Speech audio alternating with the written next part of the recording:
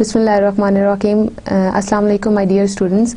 Today we are going to talk about the third phase in the history of English literature, that is known as the Renaissance period or the Age of Shakespeare, and there is one more name, that is the Elizabethan period.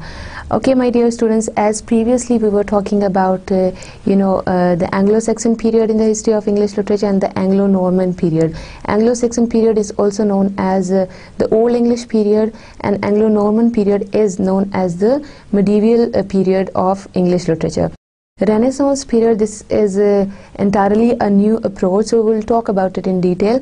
It was started in 1500 and ended up in 1600. So it is, you can say, Renaissance period in the history of English literature is comprised of 1 century. This is your, as you know, this is your history of English literature class, and today's lecture is lecture number 7. First of all, as I usually tell you the the lecture outline, so today we'll talk about Elizabethan period. What do we mean by the Elizabethan period or the Renaissance period or the Shakespearean age? And then what was the situation in England, as I told you many times before, like different situations which are involved in the formulation of literature. Background of those situations, that is very much important. Renaissance and Humanism, this is another movement which was going on in Italy at that time, and literature in this period. And then after giving you the brief introduction to the literature of that period, then we'll go for discussing poetry, drama and prose of Elizabethan age, and then there will be a summary. Basically, my dear students, here let me clarify one point. Whenever I say Renaissance or Elizabethan or Shakespearean age, so definitely these three names are not for different ages. These are synonyms, you can say, for each other. Elizabethan period, that is also known as the Renaissance period or the age of Shakespeare. Why that is the age of Shakespeare? Was there only Shakespeare present at that time? Like he used to write comedies or tragedies. He was the only poet of that time? Not at all. He was the most dominating figure of that era. That is why this is known as the age of Shakespeare. So when we were doing introduction to the history of English literature, so at that time I told you, like we give different periods, different names according to the dominating figures of that period, or according to any literary movement which was going on in any particular country, or according to the centuries as well, or according to the political conditions of that very country. Fine. So Elizabethan period, definitely we are involving politics over here, because Queen Elizabeth was in rule at that time. Renaissance period, this is an Italian word, so I'll tell you what do we mean by Renaissance.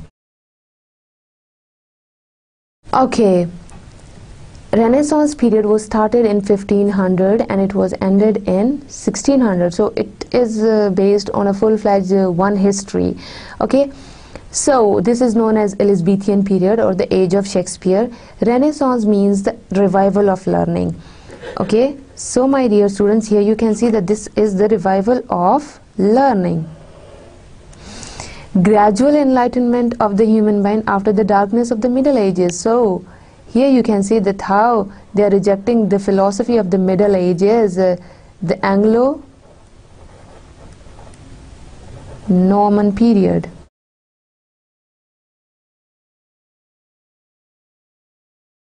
So my dear students, here you can see that there was a gradual enlightenment, and they brought a human into the modern era, and they are saying that the Middle Ages, they were full of darkness. Okay, and that was the revival of learning as well. Okay, the Renaissance, that was a movement. It was began in Italy, especially in art and architecture in 15th century. So my dear students, here you can see that the Renaissance period, it is strongly linked with the the Renaissance period in England. It is strongly linked with the Renaissance in Italy, and that was a movement which was going on in Italy in the 15th century.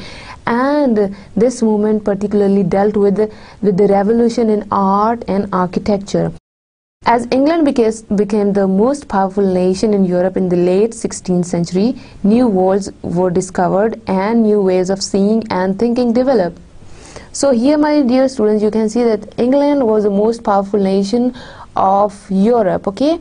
and it became the most powerful nation of the Europe in the late 16th century. My students, here you can see. And new worlds were discovered. There were too many new discoveries going on at that time, and those new discoveries and many other things, they totally, changed the people's perception about the world, and you can say it was entirely a new age. Okay, with the fall of Constantinople in 1453 AD, by the invasion of the Turks, the Greek scholars who were residing there spread all over the world.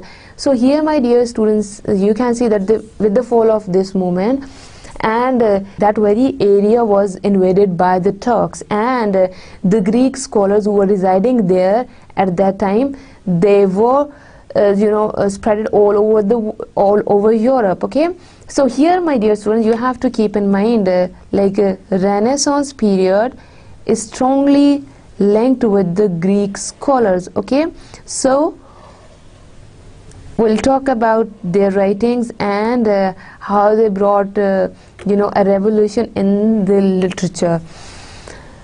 They brought with them invaluable Greek manuscripts. So my dear students, here you can see when they came to Europe, so here you can say they brought with them the Greek manuscripts as well, their writings, their literature. Okay, the discovery of these classical models resulted in the revival of learning in 14th and 15th century. So here, my dear students, you can see when they came to England, so they brought with them their classics and their literature with them. So that is why there is a revival of learning in England at that time, and that is known as the Renaissance period in the history of English literature as well. Fine, I hope you are getting the point. This Renaissance is not at all difficult to understand. This is just a name of the period, and you can call it the Elizabethan Age or the Age of Shakespeare as well. What is basically the main motive of the Renaissance movement? Man discovered himself and the universe. So basically here you can see our focus is on man, that he discovered the universe and himself as well. Fine. So man so long blinded had suddenly opened his repeating the second point, man so long blinded had suddenly opened his eyes and seen. So basically this blindness, or you can say the blinded man, we are referring here to the Middle Ages, okay, and the Dark Ages according to the Renaissance scholar. So here you can see that man at that time, he was blind, and now he has suddenly opened his eyes, and now he can see the realities of the world. Okay, previously he was just blind, he was living in the Dark Ages, okay, where there were just imagination, and the world was based on fantasy in literature. Okay, the flood of Greek literature carried swiftly to every school in Europe. So here, my dear student, you can see that the Greek scholars, they brought with them the the Greek writings. So they they were spread all over the Europe, okay, with the passage of time gradually. Okay, and there was a flood, like here you can see the use of the metaphor here. Okay, it revealed a new world of poetry and philosophy. So here, during the Renaissance period, we are entering into an entirely new world of poetry and of philosophy because of the influence of the Greek writings on English literature. Okay. Along with the revival of learning, new discoveries took place. So that was not just the revival of the learning, or you can say the revolution in learning or in philosophy or poetry. Side by side, there were too many other discoveries which were going on. Vasco da Gama circumnavigated, okay, the earth. Okay, so he was the person who introduced the concept. Okay, and Columbus discovered America. We are talking about the Renaissance period in history of English literature. Okay, and meanwhile these discoveries were also going on. Copernicus discovered the solar system and prepared the way for Galileo. So here, my dear students, you can see that it was for the first time when the solar system was prepared, and this person provided the way for Galileo as well. Okay, books were printed. So here, my dear students, you can see that previously books were in manuscript, they were handwritten. Okay, so here books were printed because the printing machine came into focus there, and they invented this machine as well. Okay, books were printed, and philosophy and science and art were systematized. So here, my dear students, you can see that with the invasion of the printing machine, now it was not that much hectic task to write down everything of literature and then send it here and there. So in that way, like after printing machine, what happened, that the books of philosophy, science and art, they were spreaded all over Europe and everywhere. Fine. So because it was like naturally it becomes an easy task to to give your books to anybody. Scholars flocked to the universities. So those were, as previously we were talking about the Greek scholars, so they were flocked to the universities. Okay, different European universities where they used to talk about their culture, about their writings, because they brought their literature with them. Okay, new spirit in Europe with the revival of learning. So when they went here and there in different universities, so here, my dear students, you can see that there was a new spirit in Europe with the revival of learning. So my dear students, here what you have to keep in mind is that the concept is the revival of learning. Okay, a new flood of learning, you can say, which Greek scholars they brought with them when they came to Europe. Okay, what was the situation in England at that time? An important change in religion and politics. So here previously we were talking about literature and the revival of learning. So we are going in another direction right now, that is the revival, or you can say the revolution in the political situation and in the religion of England as well at that time. King Henry VIII became head of church in England and state. So he was a Protestant, fine. So he became head of church in England and head of state as well. So he was the king, he was the political leader, and because he was powerful, so he became the head of the church as well. No contact with Catholic Church. So previously church was Catholic. Okay, it was under the Catholic priest. So now Henry VIII, so when he came into power, so he became the church head of the church. So he became the head of the church. Protestantism became more important. Okay, so here, as I told you, that Henry VIII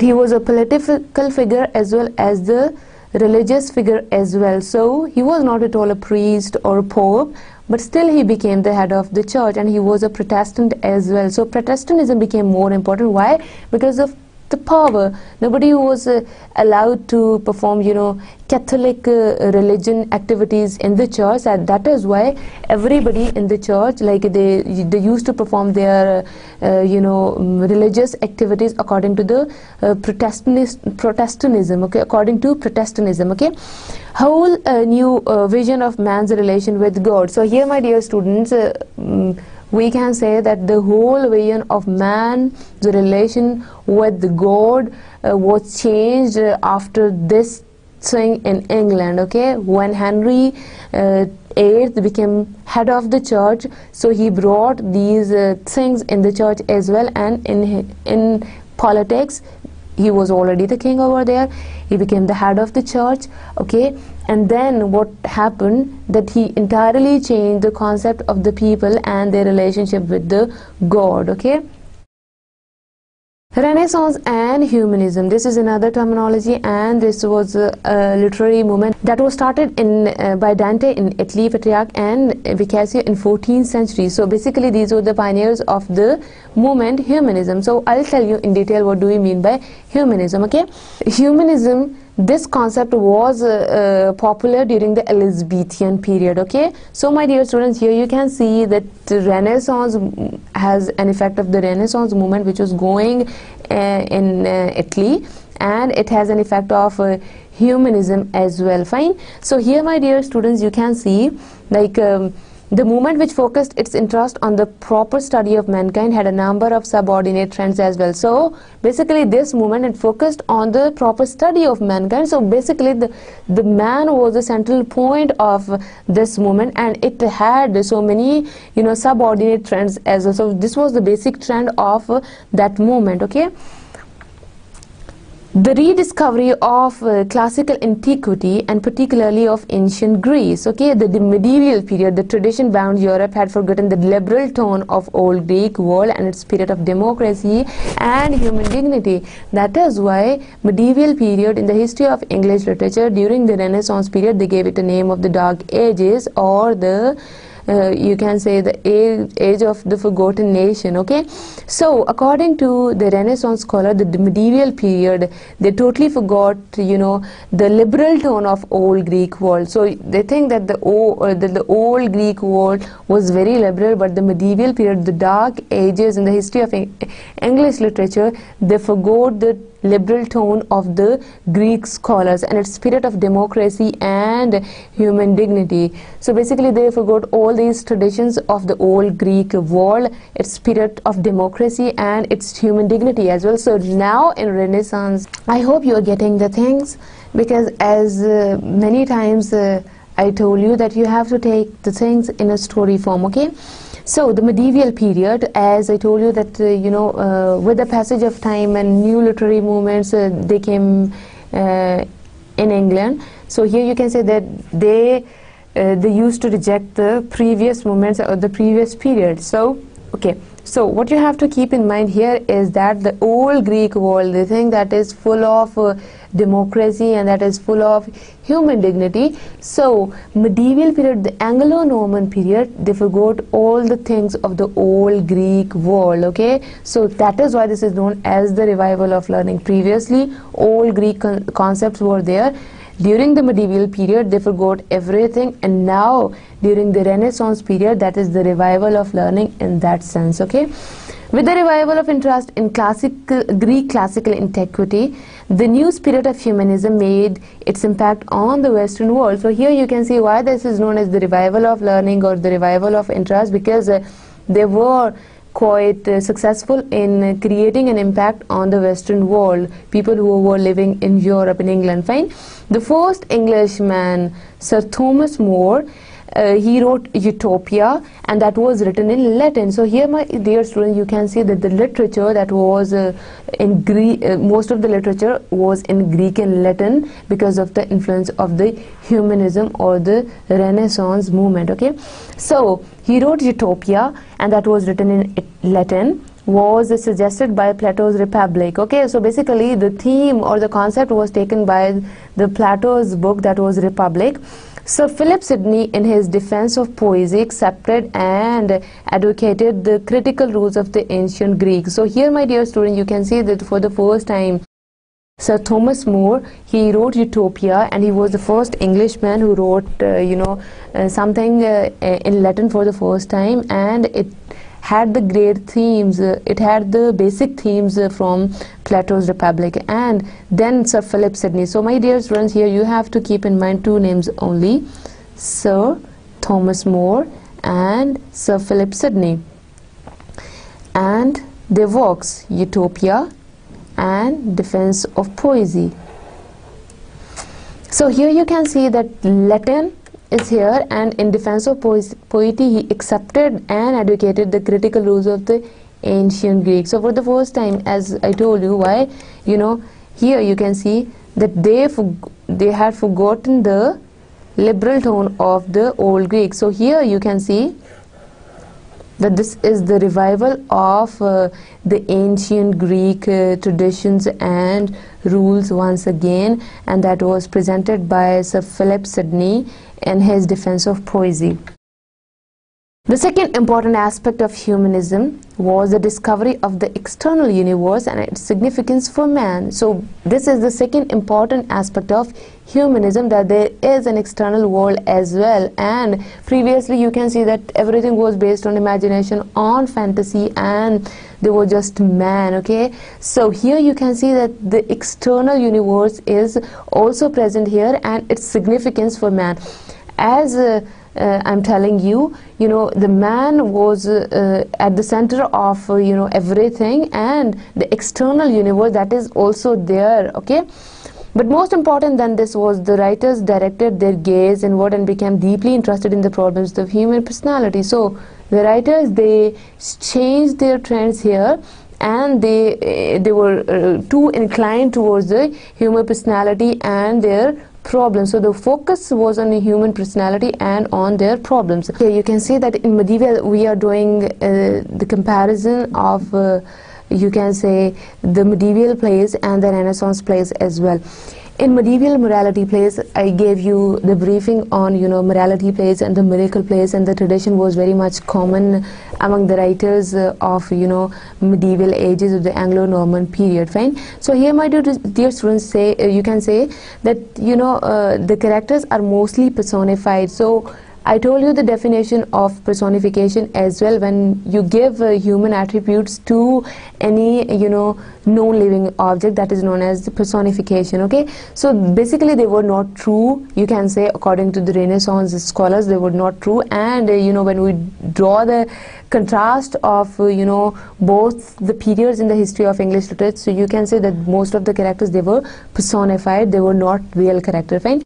In the Elizabethan period, in the Renaissance period, the emphasis was laid on the qualities which distinguish one human being from another and give an individuality and uniqueness. So here basically you can see that that is a competition among human beings as well. Like the focus was basically on the human qualities which distinguish one human being from another. So here, my dear students, you can see like in drama, in Elizabethan drama, you can see like there is a competition among the human beings, like the qualities which distinguish one human being from another and give an individuality and uniqueness as well. Like a man is responsible for his deeds and action. So this was quite you can say a unique concept as well. So here, my dear students, what you have to note down is that like previously in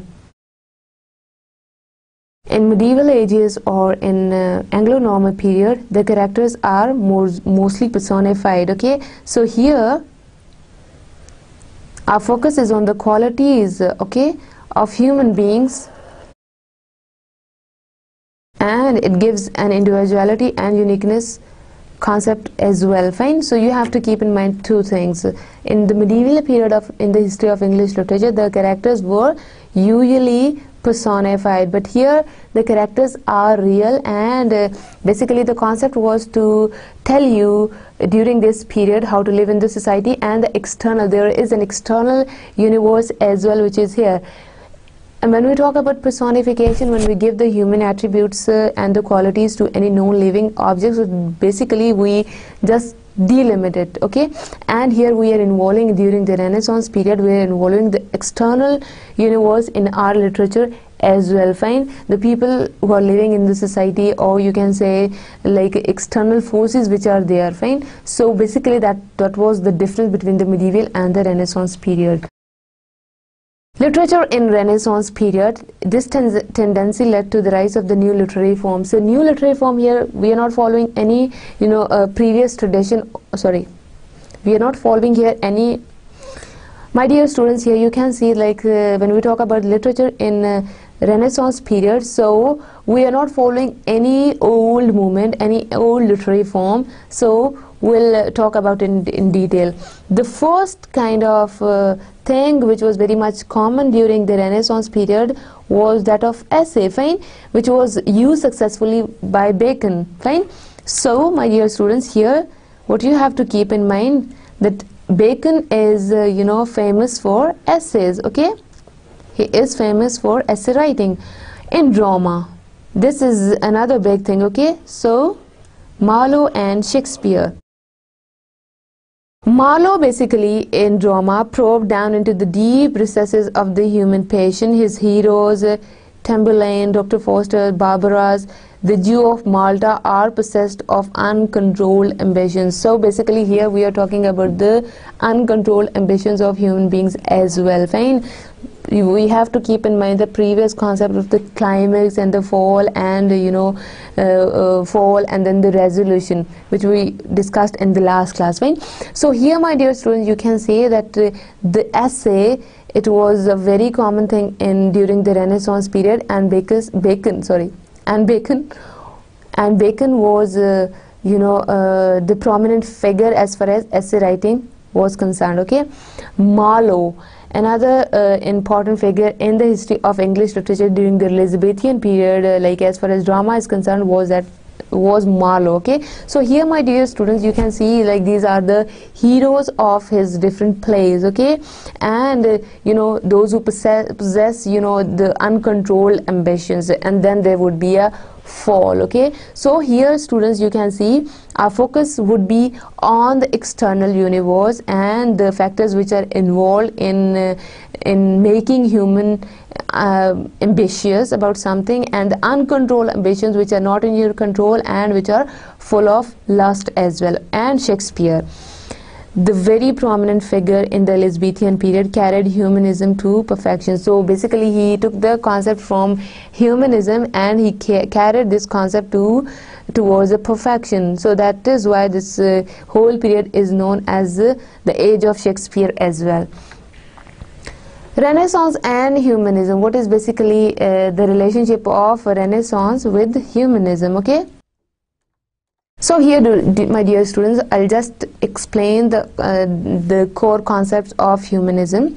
Basically, this was a movement which was going on in Italy, fine. So what happened, like the thing when the Italian and the Greek scholars they came to Europe, so what happened over there? The thing that the medieval, why do they call medieval ages the dark period in the history of English literature? Because they have forgotten all the old traditions of the Greek time, fine. So here, this is the revival of the learning. So here they are introducing those traditions again, fine, in English society. These are the important aspects of the relationship of humanism and Renaissance. Sensitiveness of formal beauty, that was the first point. Cultivation of aesthetic sense. Okay, Castiglione wrote a treatise entitled To Castiglione, and the English of this world is the courtier, fine. So here you can see that humanism and Renaissance they deal with the sensitiveness of formal beauty and the cultivation of the aesthetic sense. Okay, he sketched the pattern of gentlemanly behavior and manners upon which the conduct of such men as Sir Philip Sidney and Sir Walter Raleigh was modeled. So here, my dear students, you can see basically he presented two models here. One is that of Sir Philip Sidney and the other one Sir Walter. So here you can see one thing like how that is based on the real characters, and that the characters are basically not personified. He took the concept only, fine. So he sketched the pattern of gentlemanly behavior and manners upon which the conduct of such men as Sir Philip Sidney and Sir Walter Raleigh was modeled. Okay, the cult of elegance in prose writing produced the ornate style called euphemism by Lely. So here, my dear students, you can see that this is we are introducing two works over here. One is Euphemism by Lely, and the other one is Cortegiano Castiglione, fine. So here you can see like they for the first time in the history of English literature during the Renaissance period, they introduced the concept of humanism through their writings. Okay, men come to be regarded as responsible for their own actions, as Cassius says to Brutus in Julius Caesar as well. So here, my dear students, you can see that Julius Caesar, that was written by William Shakespeare.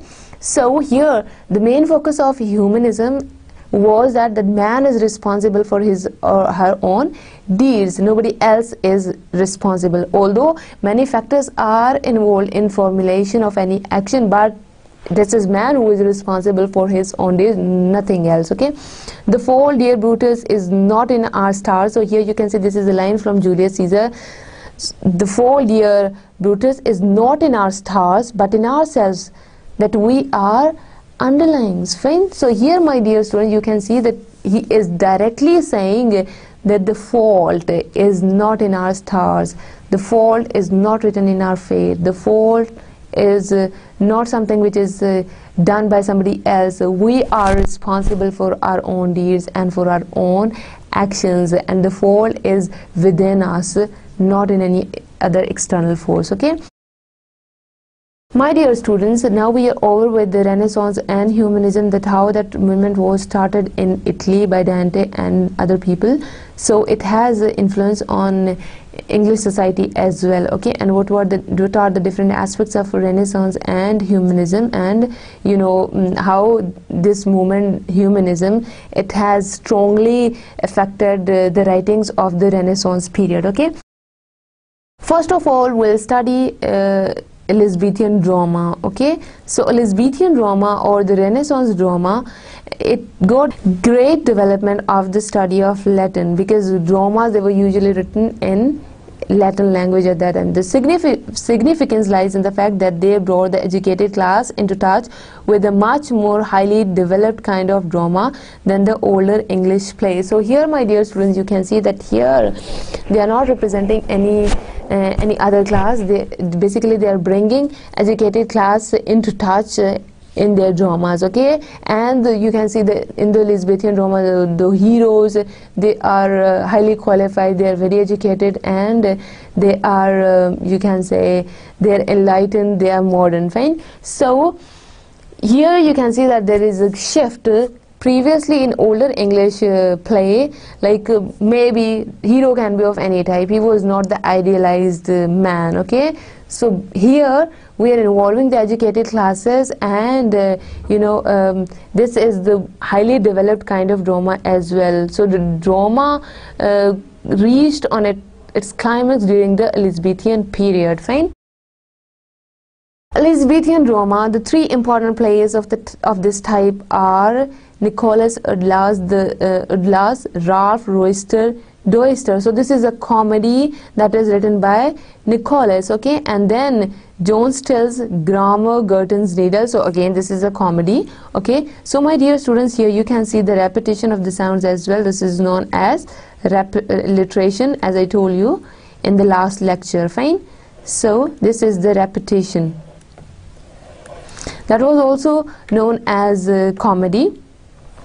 Thomas Sackville's Gerbuduk or Ferric and Porrex, that is a tragedy, and these are the most important plays of this type. Fine. So of which type? Basically when you bring the educated class into action, and when your story is very much mature, and it's not like based on fantasy or the imaginative elements only. So dear students, here you can see that these are the comedies and the tragedies which are written at that time. All these plays are monotones and do not possess much literary merit. So all of these are the important plays, but they are written in one tone only. You'll find the same theme in all the comedies or in all the tragedies, and the typical story was there. So you can say that these plays, they do not possess much literary merit. They could not go up to the higher level, as you can see the popularity of the Elizabethan plays, like other plays,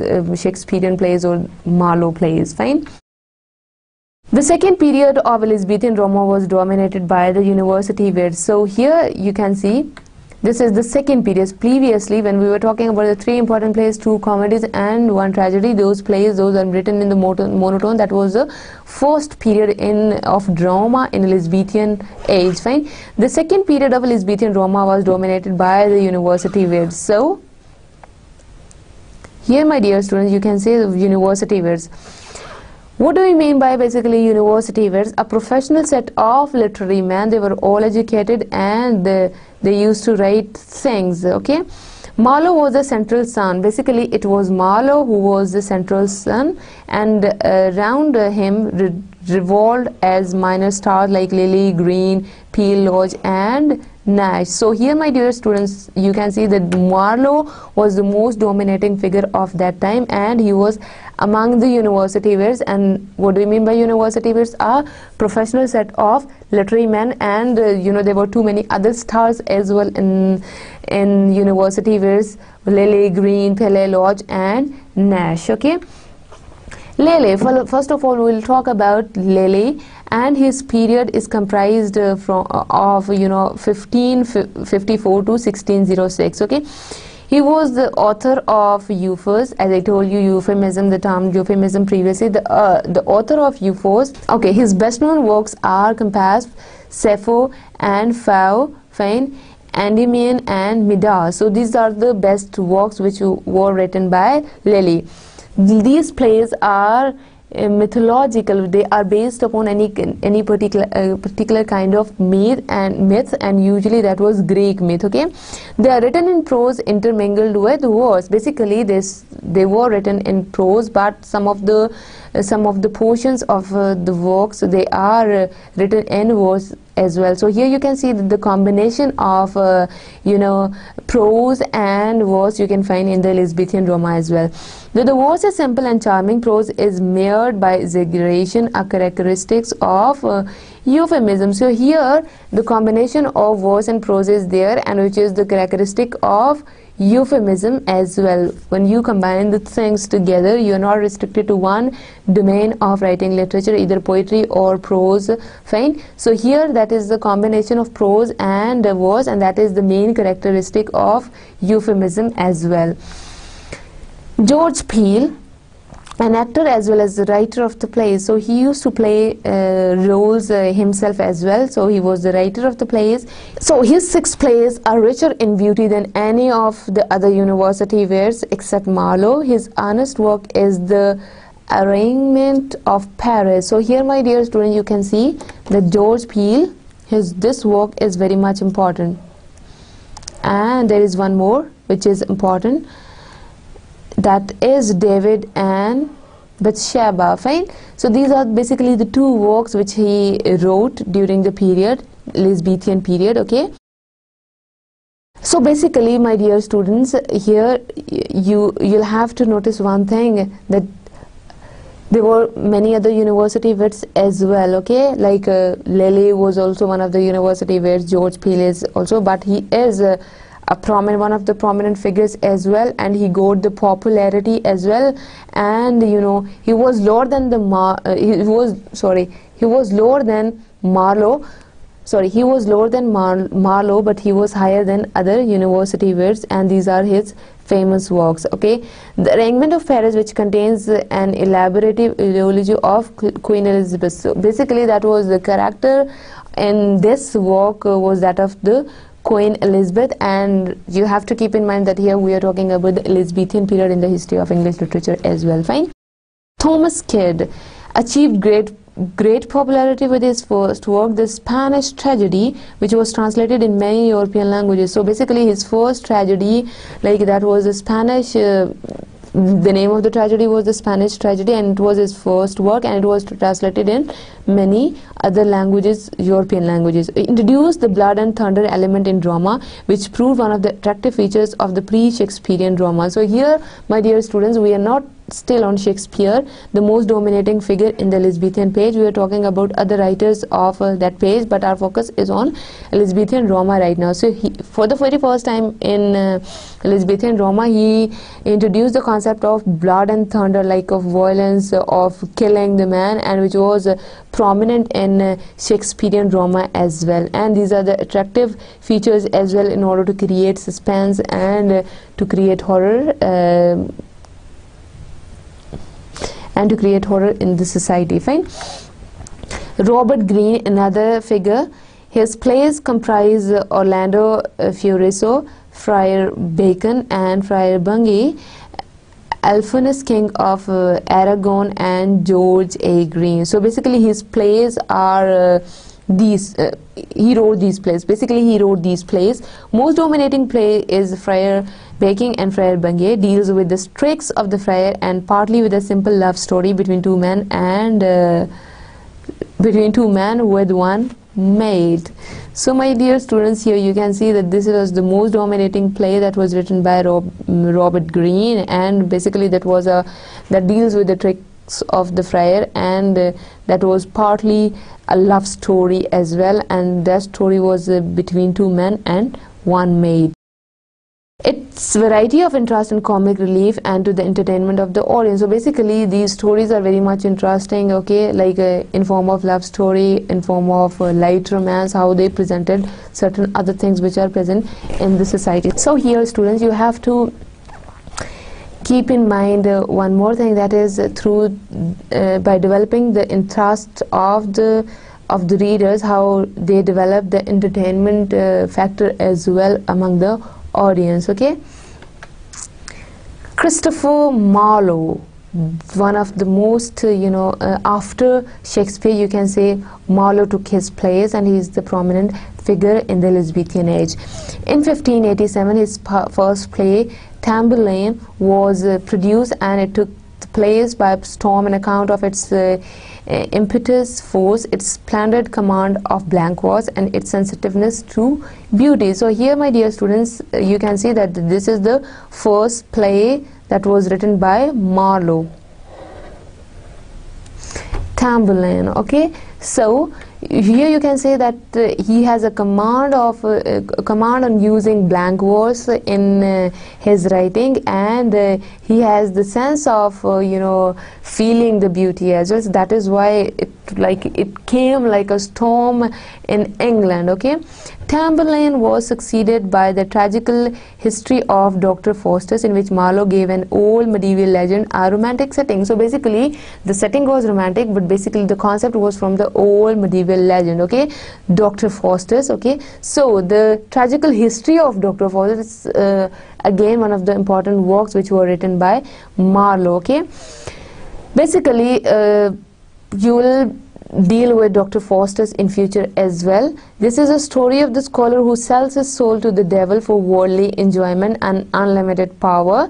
Is presented in a most fascinating manner. Okay, so here you can see basically this is a story of a scholar who sells his soul to the devil. So previously he was a noble man, he was a scholar, he was an educated man, but due to his high virtues in the society, he sold his soul to the devil. Okay, Marlowe's Faustus is the genuine incarnation of the Renaissance period. So here you can see, like, if you watch the movie Dr. Faustus, or if you read the novel if you read the play Dr. Faustus, so here, my dear students, you can see that it is a true reflection of the Renaissance spirit. Okay, so here, dear students, you can see that how he has presented an old medieval legend with a romantic setting. Okay, The Jew of Malta, basically this was his third tragedy, and it was not so fine as Dr. Faustus was, and his last play, that was Edward I, from the technical point of view it was the best play, but it lacks the force and dramatic beauty of the earlier plays. So here, dear students, you can see that previously we were talking about that Marlowe has the command of using blank verse, so that command is not present here. It is superior to them on account of its rare skill of construction and admirable characterization. So why this Edward II play is important? It is because of its rare skill of construction and admirable characterization. So both the aspects are important. That is why it was popular play. Marlowe raised the subject matter of drama to a higher level. So previously he entirely changed the subject matter of the higher level. Previously, like when we talk about the medieval ages of the Anglo-Saxon period in the history of English literature, so it was what? The subject matter was entirely different. Most of the characters, they were personified, but here Marlowe changed the concept. Okay, he introduced heroes who were men of great strength and vitality, possessing the Renaissance characteristics of insatiable spirit of adventure. So his heroes are basically very adventurous people, and they are very educated, and they are great men, you can say, and they possess the Renaissance spirit as well. So previously, like, it was not necessary in the during the medieval ages, dark ages, it was not that much common that the hero always used to possess these qualities. So it was basically the hero, if we talk about the hero of his play, so they all possess certain noble qualities, and they are very down to earth as well, and they are very courageous people. He has been rightly called the father of English dramatic poetry. So Chaucer is the father of English poetry, but when we talk about the father of dramatic, who is the father of English dramatic poetry, so definitely the answer is Marlow.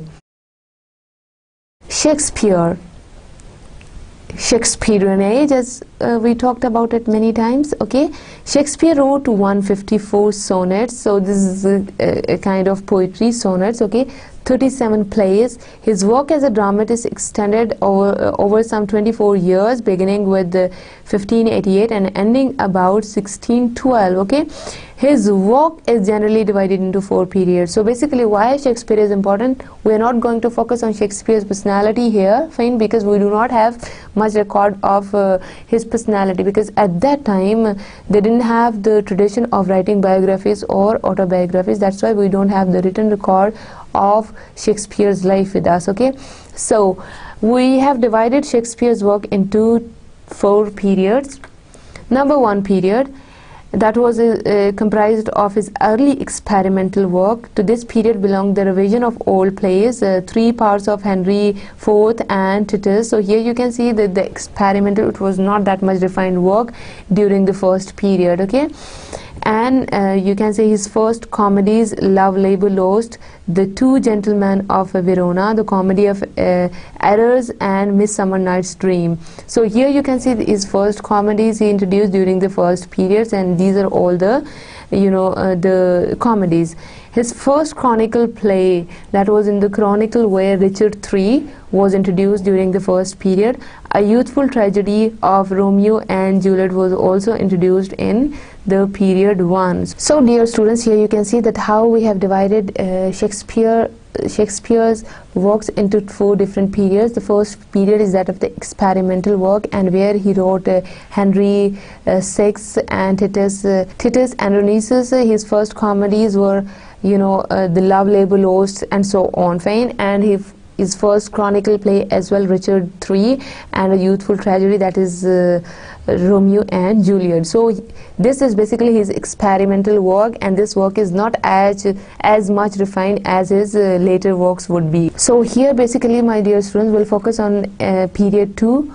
Okay, he wrote his great comedies and chronicle plays during this period. Okay, so here, dear students, you can say that the plays which he wrote, okay, these were Richard II, King John, The Merchant of Venice, Henry IV Part 1 and 2, and then Henry V, The Taming of the Shrew, The Merry Wives of Windsor, Much Ado About Nothing, As You Like It, and Twelfth Night. These plays reveal Shakespeare's great development as a thinker and technician as well. So these are the very good works which were written by Shakespeare's all the plays. Okay, the third period, Shakespeare's greatest tragedies and somber or bitter comedies as well. Here he is more concerned with the darker side of human experience and its destructive passion. So basically here you can see that Shakespeare has become very negative, okay, and he focused on the darker side of human experience and its destructive passions, fine. Even in comedies, the tone is grave and there is a great emphasis on evil. So basically his tragedies are based on evil, and those are based upon the you can say Aristotle tragedies as well, fine.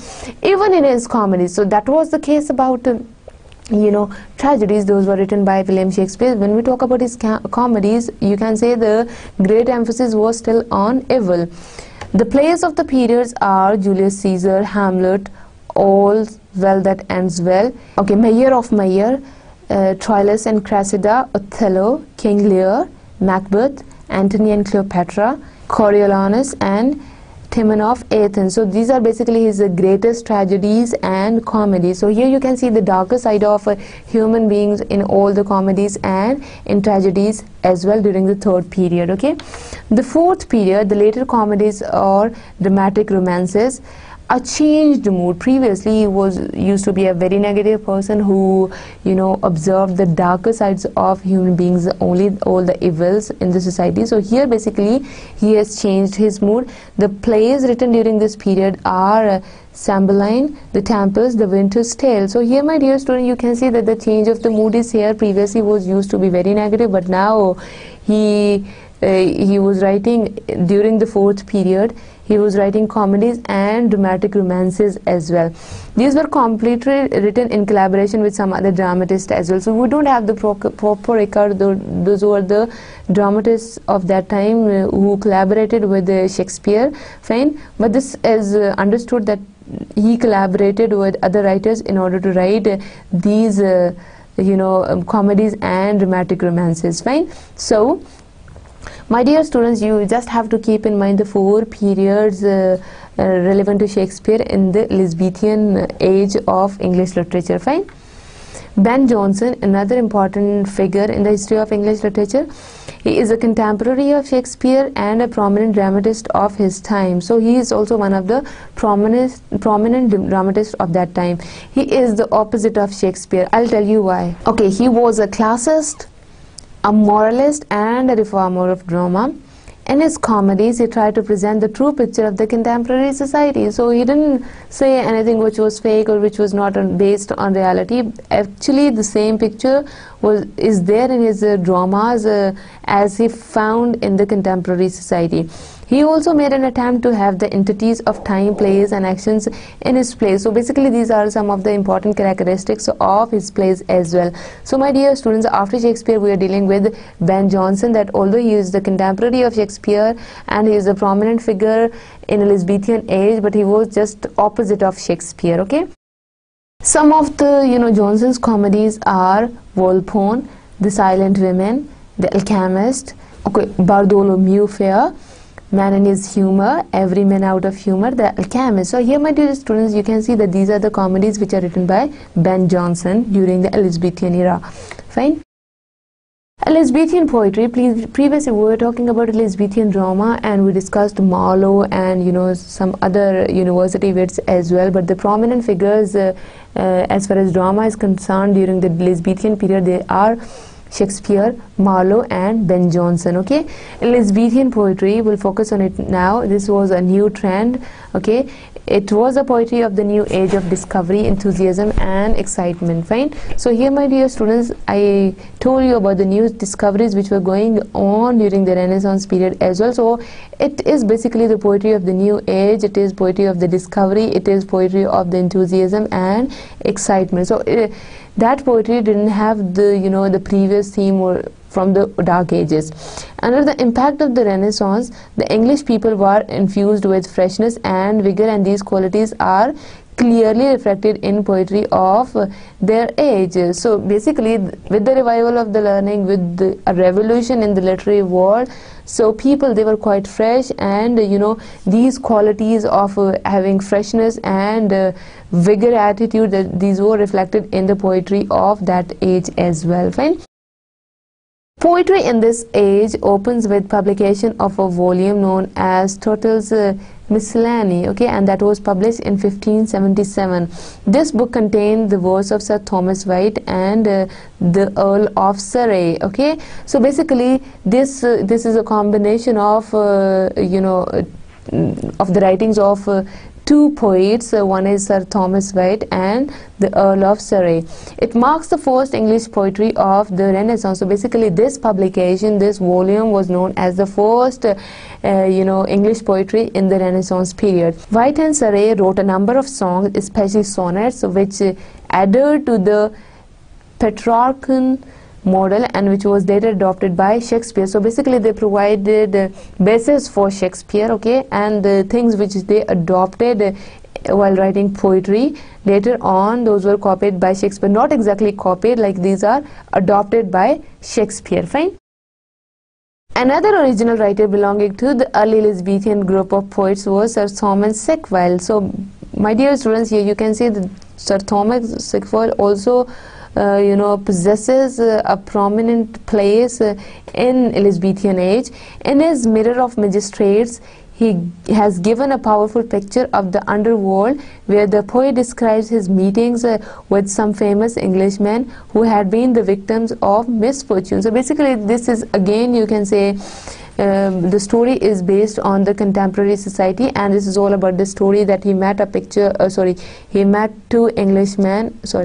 he met some famous Englishmen, and they were the victims of misfortune. Okay, Sackville, unlike White and Surrey, previously we were talking about White and Surrey in the last slide, is not a cheerful writer, but he is superior to them in poetic technique. So basically he was not a cheerful writer. He didn't write any kind of romances or any kind of poetry which is full of excitement or beauty. He highlighted the other picture of the hidden picture of the society, of the contemporary society, the problems which are faced by the people of that society. He addressed those problems in his work. Okay, but he was not he was not a cheerful writer. He was not a writer who wrote his writings full of excitements or something like that, but he is superior to them in poetic technique. So as far as language is concerned, that is quite refined, and he is superior from White and Surrey as far as the poetic techniques are concerned. The greatest early Elizabethan poet was basically Sir Philip Sidney. Okay, wrote prose and poetry both. Okay, prose works are Arcadia and Apology for Poetry. With Arcadia he begins a new kind of imaginative writing. Though written in prose, it is strewn with long songs and sonnets. So basically he was a prose writer and he was a poet as well. So basically this Arcadia, this is his prose work, and he mixed up different elements over there, and it's a combination of love songs and sonnets, and this is a kind of imaginative writing as well. The Apology for Poetry is first of the series of rare and very useful commentaries which some English poets have written about their art. So here, students, you can see this. Basically this Apology of Poetry is the first of series of the rare and very useful commentaries which some English poets have written about their art. So basically this is about the English poets, okay, the way they used to write and the way they judge their art of writing anything. Astrophel and Stella, the sequence of sonnets entitled in which Sidney celebrated the history of his love. So basically this is his poetic work, Astrophel and Stella, and this is a very important work in the entire history of English literature as well. So in Astrophel and Stella, he presented the sequence of sonnets and where he celebrated the history of his love. Basically this is based upon his history of love or his love experience. Spenser, another important poet in Elizabethan age, his most important work is The Fairy Queen, a Shepherd's Calendar, another work consisting of 12 parts, each devoted to a month of the year. So basically this Shepherd's Calendar, that is consisted of 12 months, and each month it was devoted to a month of the year. Astrophel, an allegory which he wrote on the death of Sidney, to whom he has dedicated the calendar. So basically he dedicated the calendar and he wrote Astrophel after the death of Sidney. Okay, 4 hymns which are characterized by melodious verse were written by Spenser in honor of love and beauty. So in 4 hymns basically appreciated love and beauty. Okay, and Amority consisting of 88 sonnets. Okay, and then Epithalamion, and then Epithalamion is the most beautiful marriage hymn in the English language. So basically these are the contribution of Spenser in English poetry in the Elizabethan base. He is famous for the Fairy Queen and for the Shepherd's Calendar as well. Fine. The third part of today's lecture, that is the Elizabethan prose. Previously that was Elizabethan, drama, then poetry, and then our focus is on prose. John Lilly is one of the prose writers. The first author who wrote prose in the manner that the Elizabethan wanted was Lilly. Okay, basically this is his work, a prose work. Euphis, fine. So here, my dear students, you can see that he was the first prose writer in Elizabethan period, and he wrote according to the manners or the expectations of the Elizabethans as well, fine. And it was popular. Why? Because of his decorative style, the way he used the language. It's because of that one, he got popularity in all over the world.